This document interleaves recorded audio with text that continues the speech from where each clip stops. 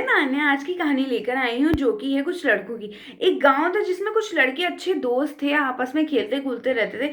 एक दिन किसी कारणवश उनमें से एक की लड़ाई हो गई और बाकी सब जो है उससे अलग हो गए, उससे लड़ने लगे। लेकिन कुछ दिनों बाद जैसे जैसे टाइम बीतता गया वो लोग जो है एक दूसरे से बातें करने लगे। लेकिन कहीं ना कहीं उन लोगों के बीच में एक मनमुटाव आ गया था। तो ऐसे ही एक दिन सब बाकी लड़कों ने प्लान बनाया कि चलो हम ना इसको कुछ पनिशमेंट देते हैं, जो उसने उस दिन हमारे साथ लड़ाई की थी उसके लिए इसको थोड़ा सबक सिखाते हैं कि इसकी हिम्मत कैसे हुई हमसे उस दिन इतना कुछ उल्टा सीधा बोलने की। तो उन्होंने क्या किया, गांव के पास ही एक खंडहर सा घर था जो काफी टाइम से बंद था। उन लोगों ने क्या किया, उन लोगों ने प्लान बनाया कि हम लोग वहां पर छुपन छुपाई खेलने का प्लान बनाएंगे और इसको वहीं उसी हवेली में बंद कर देंगे। ठीक है। तो वो लोग उसी तरीके से शाम को जाते हैं, रात होने से करीब 2 घंटे पहले वो लोग जाते हैं और प्लान के मुताबिक वो लोग खेलने की बोलते हैं और उससे कहते हैं कि चलो छुपन छुपाई खेलते हैं। ठीक है, इस हवेली में खेलेंगे। तो क्या होता है, जैसे ही छुपन छुपाई में वो लड़का छुपने के लिए जाता है तो बाकी सब उस लड़के को एक कमरे में बंद कर देते हैं। जिस कमरे में वो छुपने के लिए जाता है उसी कमरे को बंद कर देते हैं। उस कमरे में एकदम अंधेरा होता है। वो लोग उसको वहां बंद करके चले जाते हैं। अब उस लड़की के पास दो रास्ते थे, या तो वो उसी कमरे के अंदर बंद रहता, वो वहां से निकला, उसने देखा कि बहुत वक्त हो गया है, मेरे को कोई ढूंढने ही नहीं आया। तो उसने देखा, कोशिश की दरवाजा खोलने की, पर उससे दरवाजा खुल ही नहीं रहा था। अब उसके पास दो रास्ते थे, या तो वो हार मान जाता या फिर वो कोशिश करते रहता।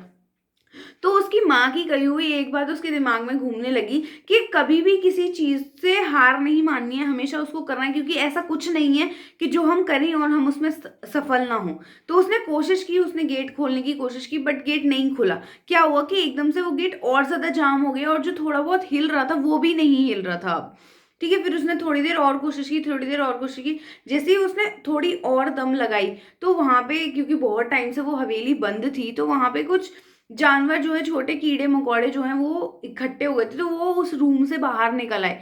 तो एक मकड़ी थी बहुत जहरीली सी, उसने उस लड़के को उंगली के ऊपर काट लिया।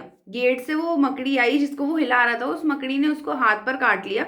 उसको बहुत तेज दर्द होने लगा। वहीं पर एक पेनी सी चीज रखी थी उसकी माँ की कही हुई, उसकी उसको बात दोबारा याद आ गई कि हार मानना तो हर किसी के लिए होता है, हार तो हर कोई मान जाता है। अच्छा इंसान वही है जो कभी हार ना माने, चीजों को सफल करके दिखाए।